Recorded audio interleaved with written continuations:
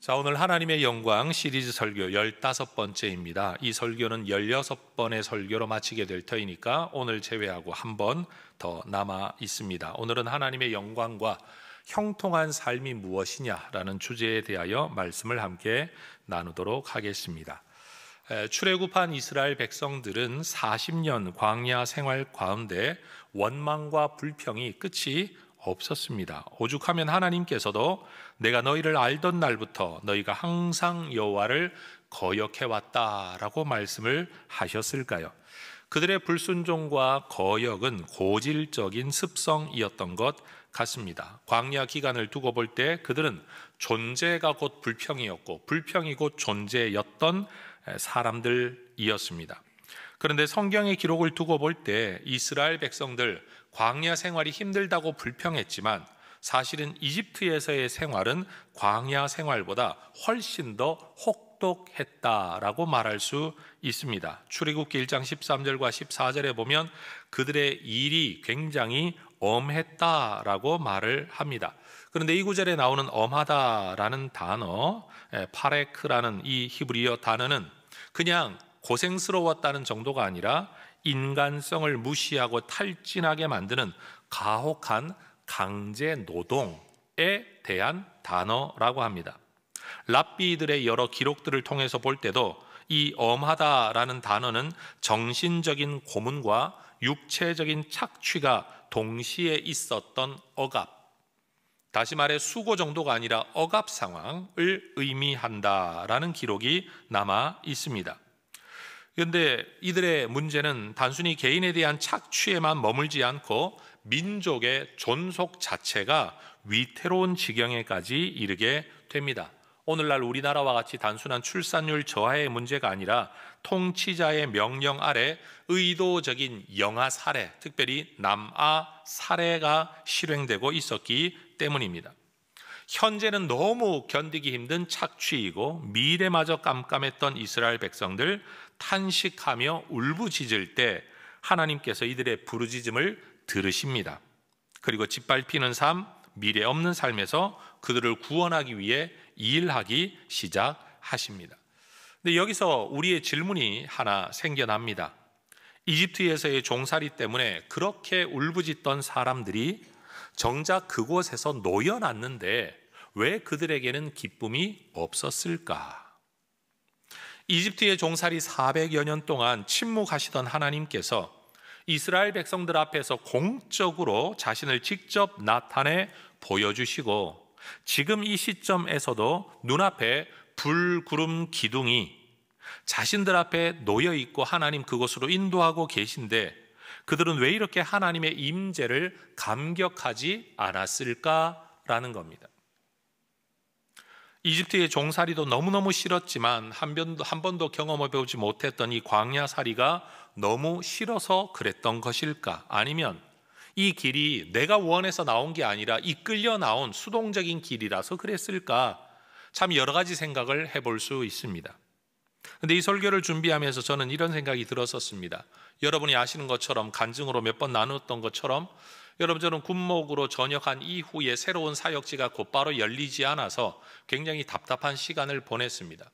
어디든지 하나님 보내주시면 정말 마음껏 설교하고 사역하고 교회를 섬기고 싶은데 정작 그런 사역지가 제게 주어지지 않아서 너무 답답한 마음에 오살리 기도원을 찾아 밤을 새워 기도했던 적이 있었다라고 여러분에게 나눈 적이 있습니다. 그런데 희한하죠?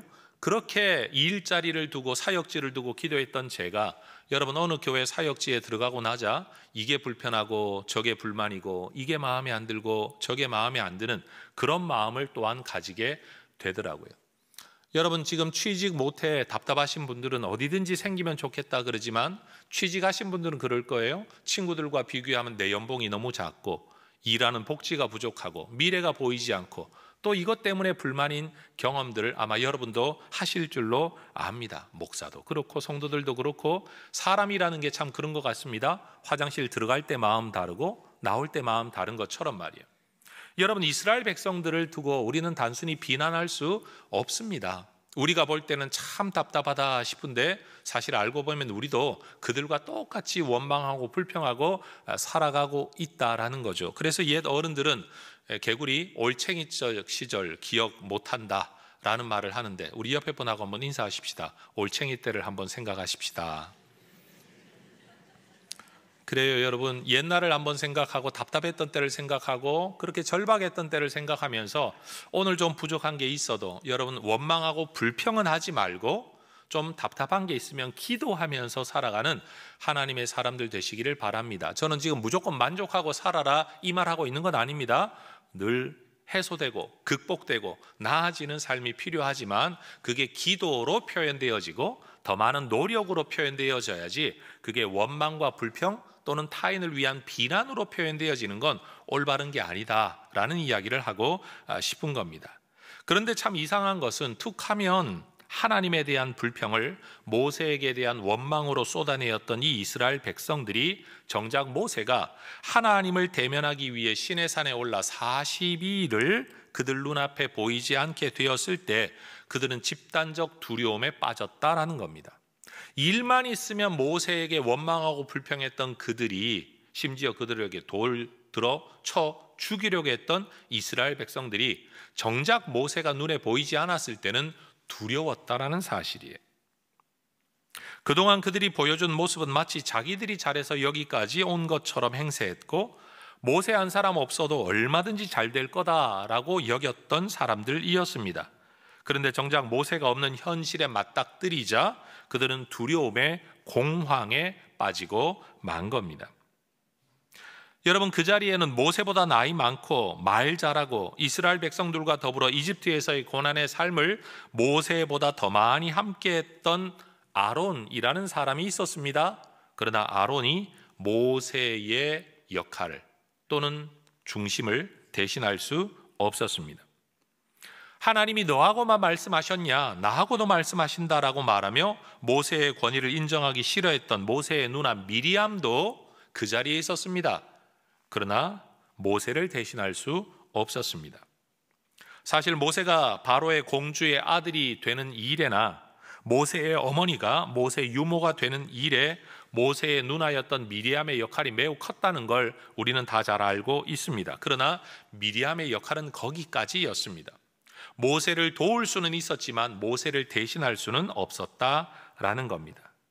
심지어 그 자리에는 너 때문에 우리 모두 죽게 되었다라고 앞장서서 모세를 비난하던 지도자들이 있었지만 그들도 모세를 대신할 수는 없었습니다.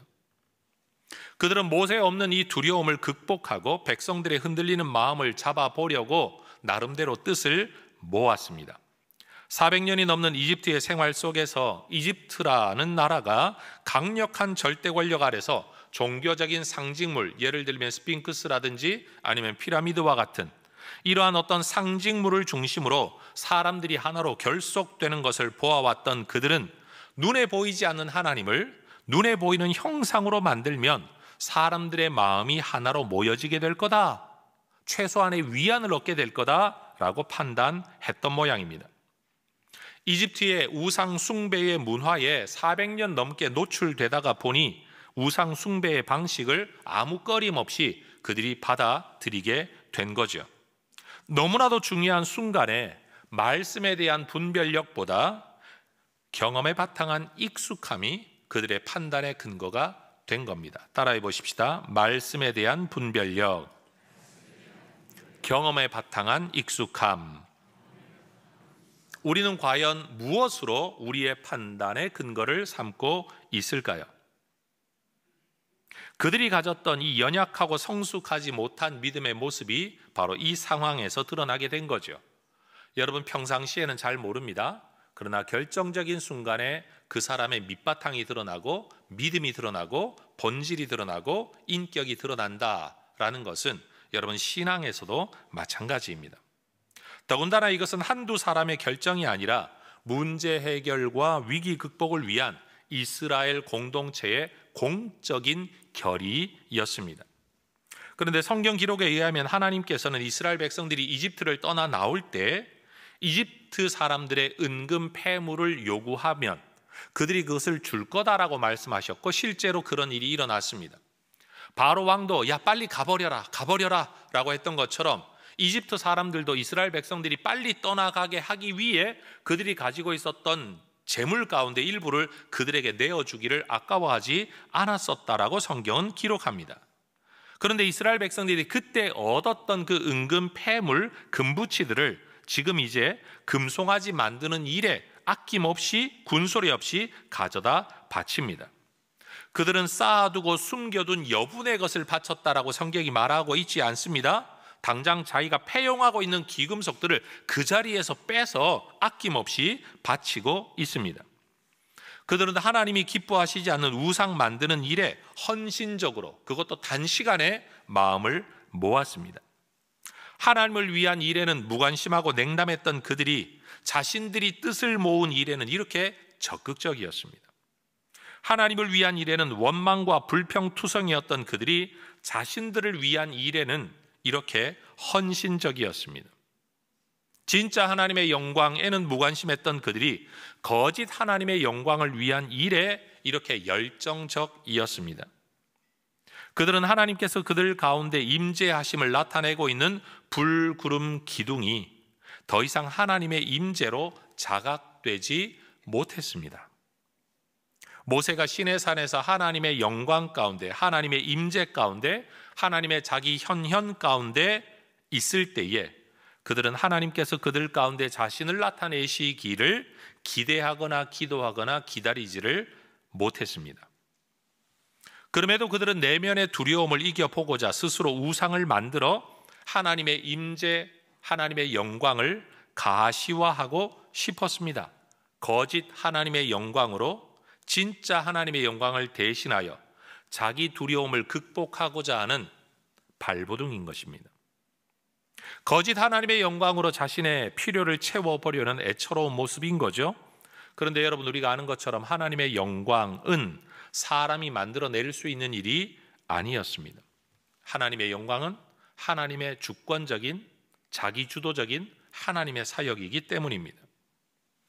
하나님이 아닌 것으로 하나님을 나타내려는 이러한 의도와 실천이 바로 우상 숭배입니다.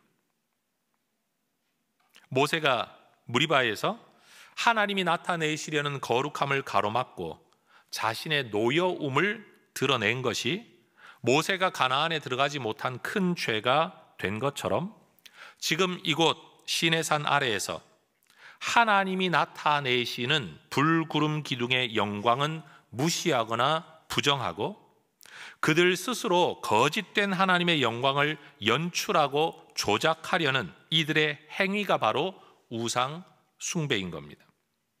그 결과 그들은 인간이 만든 하나님의 임재의 상징을 가지고 진짜 하나님의 영광을 거부하고 무시하고 부정한 겁니다. 여러분, 이것이 우상 숭배입니다. 우상 숭배는 거짓된 형상 앞에 가서 절했다라는 표면적인 행위만이 우상 숭배가 아닙니다. 우상 숭배라는 것은 하나님이 아닌 것으로 하나님처럼 삼고 살아가는 일체의 라이프 스타일, 삶의 양식과 태도가 우상 숭배입니다. 영원한 만족을 줄 수 없는 것을 가지고 영원한 만족을 줄 거라고 여기고 살아가는 게 우상 숭배이고, 생명 줄 수 없는 것에다가 생명 줄 수 있는 것으로 여기고 믿고 살아가는 것도 우상 숭배입니다. 오늘날 현대인들 우리 모두가 사실은 우상 숭배 가운데 살아가고 있죠. 하나님을 절대자로 여기고 사는 게 아니라 돈과 권력을 절대적으로 여기고 이것이 내 삶의 안녕을 가져다 줄 거라고 믿고 신뢰하고 살아가는 것, 그게 바로 우상 숭배인 겁니다. 여러분, 금송아지 사건, 이 우상 숭배의 사건에도 불구하고 이스라엘 백성들이 진멸당하지 않은 것은 그들의 죄가 없어서가 아니라, 이것이 죄가 아니기 때문에가 아니라 모세의 중보기도 때문이었습니다. 모세는 어떻게 기도했느냐? 주여 그들의 죄를 사하여 주시옵소서. 어느 정도로 기도했느냐? 주께서 기록하신 책에서 내 이름을 지워버리더라도 저들을 용서해달라고 기도합니다. 하나님은 이스라엘 조상들에게 하셨던 약속 때문에, 그리고 영원한 목숨까지도 대신 내어놓겠다는 모세의 간절한 구속의 중보기도 때문에 범죄한 이스라엘 백성들을 진멸하지 않으실 뿐만 아니라 내가 그들을 가나안 땅까지 반드시 이끌어 드리겠다라고 약속하십니다. 여러분, 이 내용이 바로 기독교 신앙이 가지고 있는 구원의 이야기입니다. 우리는 죄가 없어서 구원받는 게 아니라 죄 문제가 해결되었기 때문에 구원받습니다. 꼭 기억하십시오. 죄가 없어 구원받는 게 아니라 죄 문제가 해결되었기 때문에 구원받습니다. 은혜의 약속 때문에, 중보자 때문에 구원받습니다. 이 두 가지 조건이 가장 명확하게 드러난 자리가 바로 우리를 대신한 희생제물 예수님의 십자가와 부활의 사건이죠. 믿으면 구원받게 될 거라는 하나님의 약속 때문에, 그리고 우리를 대신하여 죽어주신 예수님 때문에 우리는 구원을 받습니다. 구약이냐 신약이나 여러분 똑같습니다. 오직 믿음으로, 오직 은혜로 우리는 구원을 받게 됩니다. 여러분, 예수 믿는 사람들은 죄 없는 사람들이 아닙니다. 죄 문제가 해결된 사람들입니다. 죄가 없어 구원받는 게 아니라 죄 문제가 해결되었기 때문에 구원을 받는데, 그 죄 문제 해결은 내가 한 게 아닙니다. 내 회개가 구원을 받게 하는 게 아니라 예수님의 십자가의 대신하여 값을 치러주신 이 일 때문에 우리가 구원을 받게 된 겁니다. 그런데 여러분, 오늘 본문의 이야기를 보면 하나님께서 모세에게 이스라엘 백성들을 약속의 땅에 반드시 데리고 들어가겠다고 말씀을 하셨지만 뭔가 석연치 않습니다. 선물은 선물인데 웃으면서 주어지는 선물이 아니기 때문입니다. 은혜는 은혜인데 기쁨으로 베풀어지는 은혜가 아니기 때문입니다.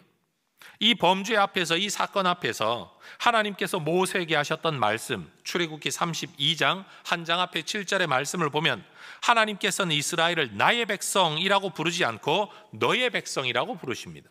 내가 그들을 인도했다라고 말하지 않고 네가 애굽 땅에서 인도하여 낸 사람들이라고 말씀을 하십니다. 마치 하나님께서 이스라엘 백성들과 거리를 두는 것처럼 지금 여겨지고 있죠. 그리고 오늘 본문 3절 말씀에서 말씀하시죠. 나는 너희와 함께 올라가지 않겠다. 왜? 너희는 목이 곧은 백성이라 내가 길에서 너희를 진멸할까 내가 심히 염려가 된다.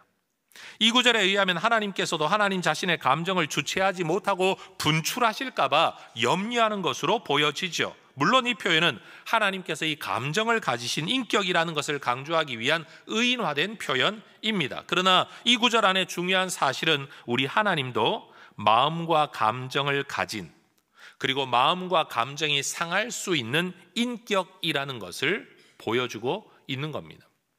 여러분, 하나님은 어떤 사물로 표현되시는 분이 아닙니다. 그분은 캐릭터를 가진 person, 인격을 가진 존재이십니다. 하나님께서 이스라엘과 동행하지 않으시려는 이유는 그들을 진멸하지 않기 위해, 다시 말해 그들을 지키기 위함이었습니다. 여러분, 원칙적으로 두고 보면 하나님과 동행해야 살 수 있습니다. 그런데 하나님께서 그들을 살리시기 위해 동행하지 않으시겠답니다. 이 얼마나 모순된 상황입니까? 여러분, 이런 말씀과 이런 상황 앞에서 모세는 하나님 앞에 엎드려 기도하려고 합니다. 그런데 이스라엘 백성들은 기도하지 않습니다. 죄 지은 사람은 기도하지 않고 죄 짓지 않은 사람이 기도하고, 죽게 된 사람은 자기 처지를 모르고 그 죽게 된 사람들을 바라보는 사람이 더 가슴 아파하고 답답해합니다. 여러분, 33장 7절, 9절, 11절을 보면 여러분, 모세는 회막에 나아갑니다. 여호와를 앙모하는 자들이 나아간다. 바랄 앙자, 사모할 모자입니다. 바라고 사모하는 모세의 모습입니다. 그런 모세에게 9절에 하나님 말씀하시죠. 여호와께서 모세와 말씀하십니다. 그런데 이 대화가 어떤 모습이냐? 11절은 이렇게 묘사합니다. 사람이 자기의 친구와 이야기함 같이 여호와께서 모세와 대면하여 말씀하셨다. 따라하십시다. 대면하여 말씀하셨습니다. 모세는 광야라는 인생 그 상황 속에서도 여호와를 앙모하여 하나님과 더불어 살아가기를 꿈꾸었습니다. 하나님께서도 모세를 그냥 멀리서 바라보시거나 멀리서 은혜를 베푸시거나 우리가 흔히 말하는 것처럼 저 높은 하늘 위에서 하늘에서 땅으로 은혜만 던져주시고 복만 던져주시는 게 아니라 그의 삶의 자리야 그의 삶의 길에 함께 하셨습니다. 근데 여러분, 여기서 모세가 하고 있는 기도의 내용도 중요합니다. 모세는 내가 원하는 것 이루어 달라고 떼쓰면서 간구하는 게 아니었습니다. 마치 친구와 대화하며 설득하듯이 하나님의 마음을 풀어드리려는 모세의 기도를 한번 보세요. 13절 말씀에 주님, 내가 주님 목전에 은총을 입었다고 한다면 주의 길을 내게 보여주십시오. 내게 주님을 알려주십시오. 나로 주의 목전에 은총을 입게 해주십시오.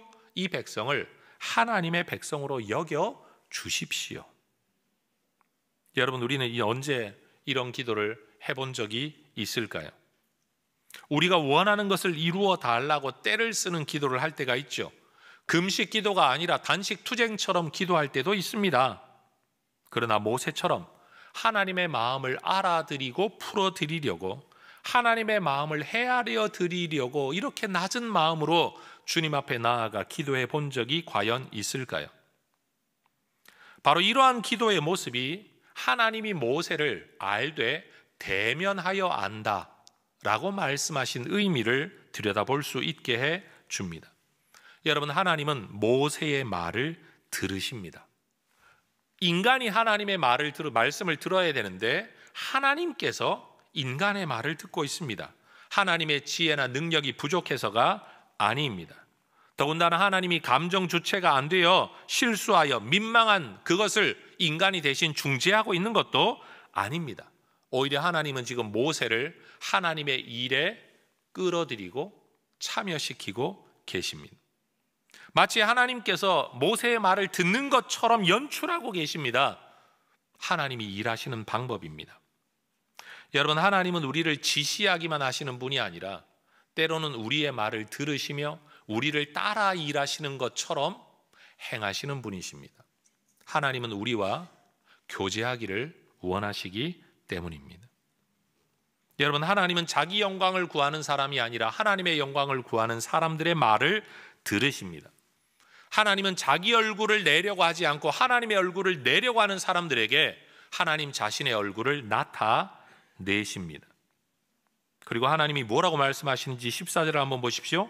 이렇게 기도하며 이렇게 하나님을 위로하고 하나님에게 간구하는 모세의 말을 듣고 내가 친히 가겠다. 그래도 여전히 모세는 하나님께서 이 말씀, 이 마음이 풀려지지 않았다라고 생각을 하고 더 간절히 기도하죠. 주께서 15절입니다. 친히 가지 아니하시려거든 우리를 이곳에서 올려보내지 마옵소서. 주님, 만약 주님이 함께 가시지 않는다면 나는 여기서 발 한 발자국도 뗄 수 없습니다. 이게 지금 모세의 간절한 기도였습니다. 목표하는 것이 이루어진다는 게 우리의 꿈이 아닙니다. 주님과 함께 하시는 것이 우리의 꿈입니다. 하나님이 천금만금을 주신다고 해도 나는 그걸 복이라고 여기지 않습니다. 주님이 함께 하시지 않는다면 나 그거 다 필요 없습니다. 지금 모세가 하고 있는 기도가 바로 그겁니다. 아마 저와 여러분이었다면 그렇게 말하지 않았을 거예요. 그래요? 그럼 하나님 여기 계세요. 나는 그거 좋아요. 난 거기 갈 거예요. 그 땅을 준다면, 그 부동산을 준다면, 그 목표를 준다면, 사업이 대박 난다면, 내 자식이 잘 된다면 하나님이 약속하신 거니까 나는 얼마든지 가겠습니다. 근데 여러분, 모세는 거기에 중요한 한 가지가 빠진다면 그 모든 것들이 이루어진다고 해도 나는 그거 싫습니다. 그게 뭐냐? 하나님이 함께 가시지 않는다면. 모세는 하나님의 임재가 없고 하나님의 함께 하심이 없고 하나님의 동행이 없고 하나님의 영광이 없다면 어떤 형통, 어떤 성취라도 재앙으로 여겼습니다. 하나님의 백성이 되기 위해 부름받아 여기까지 왔는데 만약 하나님이 함께 하시지 않는다면 우리는 과연 누구의 백성이란 말인가? 이게 모세의 고민이었습니다. 세상 모든 것을 가졌는데도 하나님이 없다면 그게 어떻게 하나님의 백성일 수 있는가? 이게 모세의 생각이었습니다. 여러분, 하나님 없는 성공과 성취를 재앙으로 여기는 사람, 그가 바로 진짜 하나님의 백성이라고 말할 수 있을 겁니다. 모세가 믿고 있는 이스라엘의 정체성은 하나님의 영광, 다시 말해 하나님의 나타내심과 하나님의 함께하심과 하나님의 동행하심, 이게 바로 하나님의 백성됨의 정체성이라고 그는 믿었습니다. 16절의 말씀이 그걸 말하는 거예요. 주께서 우리와 함께 행하시는 것, 그게 나와 주의 백성을 천하 만민 중에 구별하신 증거가 아닙니까? 그런데 만약 주님이 함께 하시지 않는다면 우리는 뭐란 말입니까? 이러한 간구의 기도, 하나님의 임재와 하나님의 영광을 구하는 모세의 기도 때문에 하나님께서 작정하시죠. 17절, 네가 말하는 이 일도 내가 할게. 정말 놀라운 성경 구절 아닙니까? 따라하십시다. 내가 네 말을 듣겠다. 하나님이 하시는 말씀입니다. 여러분, 인간이 하나님의 말씀을 들어야죠. 그런데 지금 하나님께서 인간의 말을 듣고 네가 말하는 이 일도 내가 할게. 여러분, 이게 신앙의 본질입니다. 이게 진짜 믿음의 모습입니다. 저는 지금 하나님을 조작하라라고 말하고 있는 게 아닙니다. 하나님과의 관계의 깊이가 어느 정도까지 되어야 되냐, 진짜 신앙이라는 게 무엇이냐, 이걸 보여준다라는 거죠. 하나님의 영광을 구하고 하나님의 임재를 구하고 하나님의 동행하심을 구하고, 그저 나는 죄 짓고 사는데 하나님 함께 해주세요가 아니라 하나님 있는 자리에 내가 있기를 원하고 하나님 원하는 일을 하기를 원합니다. 이런 모세를 통해 이스라엘의 구원이 이루어지는 거죠. 하나님의 백성됨이 드러나는 길은 금송아지나 종교적 상징물, 오늘날로 말하면 대형 예배당에 있는 게 아닙니다. 하나님의 임재와 하나님의 함께하심, 하나님의 영광에 있습니다. 이 세상 안에서 우리가 하나님의 백성이라는 게, 하나님의 자녀라는 게, 우리가 그리스도의 제자라는 것이 드러나게 되는, 다시 말해 그리스도인의 정체성이 드러나는 자리는 어디냐? 우리가 열심히 일하는 그 자리에 있는 게 아니라, 헌신하는 자리에 있는 게 아니라 하나님께서 우리와 함께 하시는 그 자리에 여러분, 우리가 하나님의 백성이라는 것이 드러나게 되는 겁니다. 교회가 돈도 있고 권력도 있고 사람도 있고 건물도 있는데 만약 하나님의 임재가 없다면, 그리스도가 없다면 얼마나 안타까운 일입니까? 사도행전 3장 6절에 보면 베드로, 특별히 초대교회는 그렇게 말했어요.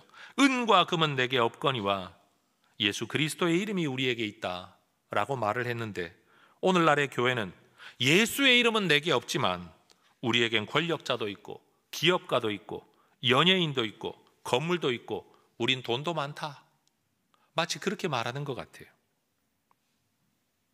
여러분, 오늘날 우리 교회 가운데, 그리고 우리의 신앙생활 가운데 하나님의 임재와 영광이 더 풍성하게 분명하게 드러나게 되기를 소망합니다. 내 신앙의 근거를 내가 하나님을 위해 일하고 있습니다 에서 찾지 말고, 내가 어떤 형편에 있든지 하나님이 나와 함께하고 계십니다, 여러분 여기에서 찾아야 될 줄로 믿습니다. 그래서 모세는 하나님 앞에 기도해요. 33장 18절에서 따라하십시다. 원하건대 주의 영광을 내게 보이소서. 이 설교 시리즈의 전체의 핵심 컨셉이 뭔가 하면, 교회에서는 항상 하나님께 영광을 올려라, 돌려라, 드려라, 바쳐라 라고 말하는데, 하나님께 영광을 드린다라는 건 인간이 뭔가를 해서 하나님을 위해 일한다는 게 아니라 하나님 당신께서 우리 가운데 당신을 나타내시는 것, 이게 하나님의 영광이다라는 이 개념 속에 지금 이 시리즈 설교가 이어지고 있습니다. 모세도 지금 하나님을 위해 뭘 하겠다는 기도를 하는 게 아니라, 주여 주의 영광을 내게 보이소서. 하나님의 함께하심, 하나님의 뜻, 존재, 성품, 의지, 능력이 우리에게 드러나 알려지고 우리가 거기에 믿음으로 반응하게 되는 삶을 그는 기도하고 있는 겁니다. 여러분, 하나님은 사물이 아니라 인격이십니다. 하나님께서 어디에나 계신다, 하나님 이런 분이다라는 신학적 진술을 한다고 해서 하나님과 동행하는 삶을 살아가는 건 아닙니다. 제가 언젠가 이런 표현을 쓴 적이 있습니다. 고백적 유실론자가 실천적 무실론자일 수 있다. 다시 말하겠습니다. 고백적 유실론자가 실천적 무실론자일 수 있다라고 말했습니다. 말로는 너무 하나님에 대한 말, 옳은 말, 맞는 말, 성경적인 말을 하는데 살아가는 삶에서는 하나님과 동행하지 않는, 동행을 꿈꾸지도 않는, 소원하지도 않는, 죄를 멋대로 저지르면서도 성경을 오용하고만 앉아있는 여러분 실천적 무신론자들이 정말 많습니다. 여러분, 하나님께서는 그런 사람들과 함께 하시지 않습니다. 우리가 하나님과 기쁨의 동행을 하려면 하나님에 대한 갈망과 하나님의 영광에 대한 열망 속에 하나님이 함께 하실 만한 거룩한 삶, 여러분 하나님 앞에 드려진 삶이 되어야 할 것입니다. 여러분, 이런 생각해 보신 적 있습니까? 하나님 살아계시다면, 능력이 하나님이라면 나타내 주세요, 보여주세요, 일해 주세요 라고 우리는 기도하는데 정말 하나님이 그렇게 자신을 나타낼 만큼 우리는 준비되어 있는가? 조건이 갖추어져 있는가? 여러분 생각해 봐야 됩니다. 아모스 3장 3절에 그런 구절이 있어요. 두 사람이 뜻이 합하지 않은데 어떻게 한 길 동행할 수 있겠느냐? 우리는 하나님 끊임없이 함께 해달라고 말을 하는데 여러분, 내 뜻과 내 길이 과연 하나님이 동행할 만한 길인지를 물어보아야 됩니다. 뜻이 합하지 않은데 어떻게 한 길 갈 수 있겠습니까? 여러분, 주님과 동행하는 삶을 살려면 주님의 뜻을 품어야 되고 주님 기뻐하시는 삶의 길을 걸어야 될 줄로 믿습니다. 하나님의 공동체가 추구하는 일이 여러분 좀 더 형통하게 잘 이루어진다고 하더라도 주님과 동행하지 않는다면 어떻게 하나님의 공동체라고 말할 수 있겠습니까? 따라하십시다. 고백적 유실론자, 실천적 무실론자. 여러분, 이 모순된 삶의 자리에 서지 마시고 여러분 삶의 걸음 자체가 주님과 동행할 수 있는, 하나님의 임재 가운데 있는, 하나님의 영광 가운데 있는 하나님의 사람, 하나님의 교회, 우리 모두가 될 수 있기를 축복합니다. 여러분, 원하는 일이 이루어지고 기도의 응답으로 필요를 채우더라도 영혼은 하나님을 떠날 수 있습니다.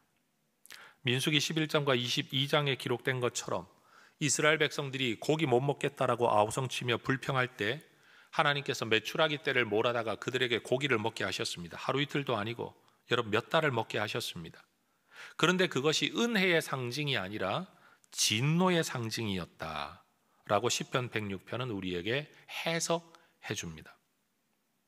원하는 것이 이루어졌는데, 필요는 채워졌는데 그게 은혜가 아니다. 사실은 진노였고 징벌이고 재앙이었다라는 겁니다.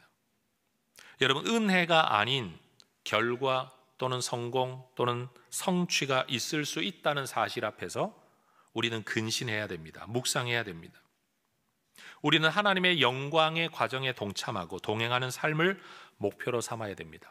결과만이 아니라 과정에 마음을 두어야 됩니다.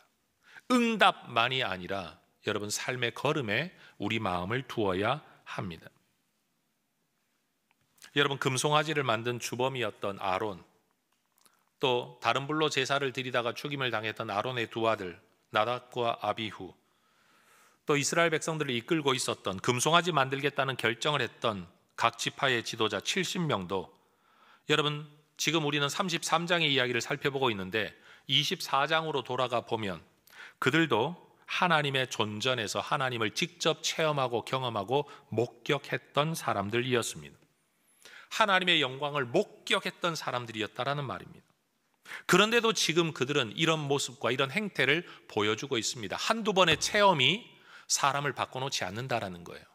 한두 번의 체험, 그것만으로 신앙이 지켜지지 않는다라는 겁니다. 매일 사랑의 고백을 듣고 넘치는 사랑의 선물을 받고도 여러분 배우자를 의심하는 사람이나 외도하는 사람들이 있죠. 그런데 반면 역사 속에 보면 특별히 먼 이야기도 아니라 우리 일제강점기 때 항일 투쟁을 했던 사람들의 여러분 역사 이야기들을 읽어가다가 보면 고맙다는 말 한마디에 남편 떠나보낸, 독립투쟁을 위해 남편을 떠나보낸, 그리고 남아서 자신과 자신의 자녀들을 키우면서 온 인생을 불태웠던 항일 투사들의 아내의 이야기를 우리는 기억해야 합니다. 무슨 돌봄이 있어서, 무슨 지원이 있어서, 여러분 무슨 사랑의 터치가 있어서 그 시간을 지켜내었을까요? 그것은 경험의 문제, 만족의 문제가 아니라 인격적인 결단과 태도의 문제인 겁니다. 여러분, 사람 마음이 얼마나 쉽게 변합니까? 경험이라는 것 참 큰 것이긴 한데 얼마나 약한 것인가도 알아야 합니다. 하나님의 임재 또는 하나님에 대한 체험 한두 번 가지고 해결되는 게 아니라 하나님과 동행하려는 결단. 여러분, 바로 그것이 우리에게 중요하다라는 겁니다. 종교적 언어를 구사하고 종교적 일에 열심을 내고 종교적 상징물을 귀하게 여긴다고 해서 그것이 곧 하나님과 동행하는 것 또는 인격적인 믿음은 아닙니다. 사무엘상 2장을 보면 엘리 제사장의 두 아들, 여러분, 그들은 하나님께 드리는 예물을 대수롭지 않게 여겼습니다. 직분은 제사장이었습니다. 그런데 제사를 대수롭지 않은 것으로 여깁니다. 요즘 말로 하면 헌금 주머니에서 헌금 막 빼갑니다. 더 나아가 2장 22절을 보면, 여러분, 오늘날로 비유를 들자면 교회를 섬기는 여성도들 성추행하는 일을 여러분 너무나도 쉽게 행했습니다. 제사장이었다는 말입니다. 그런 사람도 전쟁에서 위기가 닥치자 다급한 마음에 하나님의 임재의 상징인 법궤만 앞세우면 전쟁에서 이기지 않을까? 종교적 상징물을 앞세워 종교적인 심리를 이용해 전쟁에서 이기려고 꿈을 꾸었지만 오히려 법궤도 빼앗기고 그들도 다 죽임을 당하게 됩니다.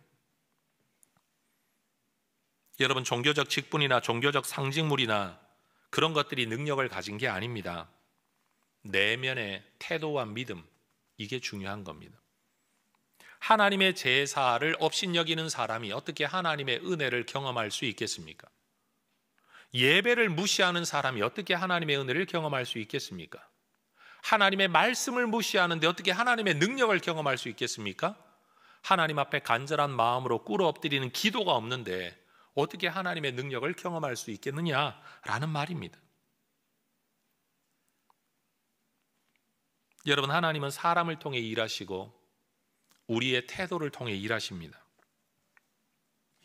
하나님께서 출애굽기 19장에서 모세 그리고 이스라엘 백성들 앞에 빽빽한 구름 가운데 임재하시는 하나님의 자기를 나타내시는 사건, 곧 하나님의 영광의 사건을 보여주시면서 내가 왜 이런 일을 하는 줄 아냐? 라고 모세에게 말씀하십니다. 그것은 이스라엘 백성들이 너를 믿게 하려고 내가 이렇게 하는 거야.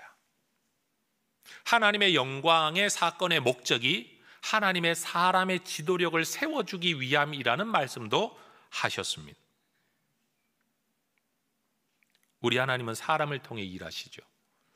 그래서 우리를 붙들어 세우시려고, 우리를 이렇게 세우시려고 하나님께서 하나님의 영광의 사건을 행하실 때가 있습니다. 여러분, 자녀들 앞에서 부모의 영적 권위가 어떻게 세워집니까? 내 수고와 노력 때문이 아니라 하나님이 내 말에 권위를 부여하시고 하나님의 영광을 통해 이런 일이 일어납니다. 목회자도 또 마찬가지입니다. 목사의 능력 때문에 리더십이 세워지는 게 아니라 하나님의 영광 때문에 목회자의 리더십도 세워지는 겁니다. 세상 앞에 교회의 권위가 어떻게 세워집니까?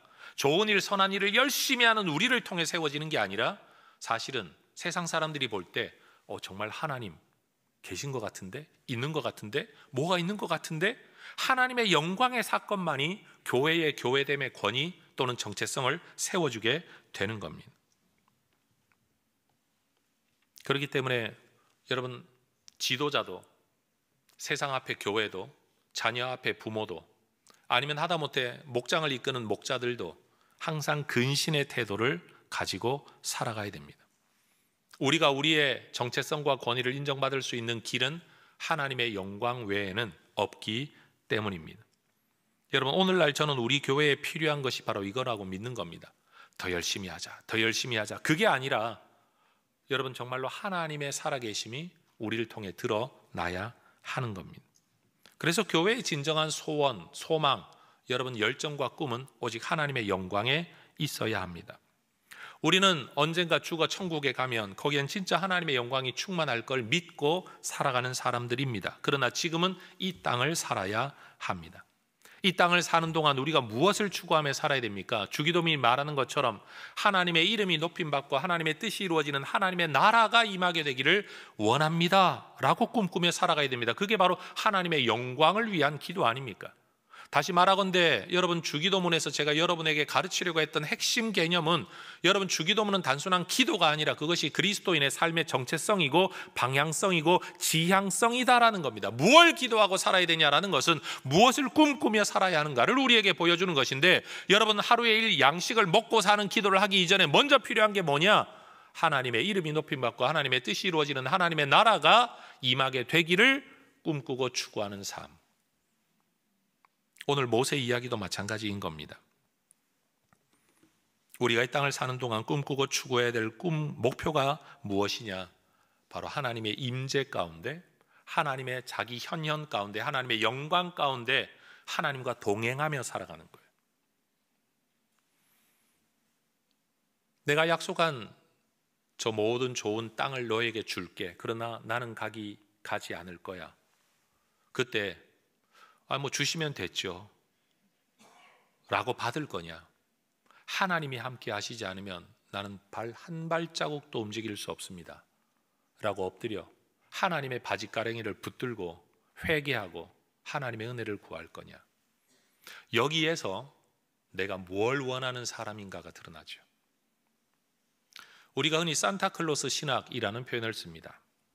우리는 산타클로스를 기다리는 게 아니라 산타클로스가 주는 선물을 기다리는, 이게 우리 시대의 사고방식이죠.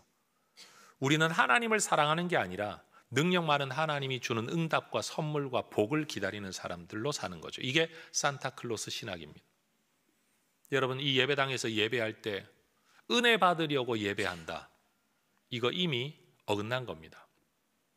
하나님과 함께하며 하나님을 경배하며 하나님을 높이며 하나님과 교제하기 위해 예배하는 자가 되어야 하지 않겠습니까?